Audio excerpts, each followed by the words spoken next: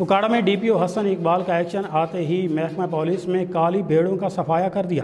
9 police ملازمین کو نوکری سے برخاست، 1 کی تنزلی اور 1 کو جبری ریٹائر کر کے جبکہ 1 ملازم کو جعلی ڈگری رکھنے پر مقدمہ درج کرواتے ہوئے جیل بھجوا دیا۔ اکاڑے سے چودھری عبد المنان کی رپورٹ۔ ڈسٹرکٹ پولیس آفیسر حسن اقبال نے عہدے کا چارج سنبھالتے ہی محکمہ پولیس سے کالی بھیڑوں کا صفایا کر دیا۔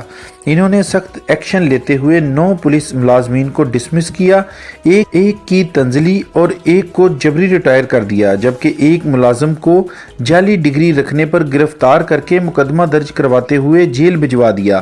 نوکری سے برخاست ہونے والوں میں ASI شباز الحسن، ASI علی صابر، کانسٹیبل ابو سفیان، قاسم، محمد حمزہ، ارشد وٹو، امتیاز حبیب، محمد آصف، راشد اور علی حیدر شامل ہیں۔ DPO اکاڑا حسن اقبال کا کہنا تھا کہ محکمہ پولیس میں جزا اور سزا کا قانون موجود ہے، اس پر منوعاً عمل کیا جائے گا۔ جب تک ہم اپنے محکمے میں ایمانداری سے ڈیوٹی نہیں کریں گے تب تک ہم کسی غریب سائل کی داد رسی نہیں کر سکتے۔ محکمہ پولیس میں بددیانتی کرنے والے ملازمین اور افسران کی کوئی جگہ نہیں۔ اب محکمہ پولیس میں وہی افسر اور ملازم رہے گا جو میرٹ پر کام کرے گا۔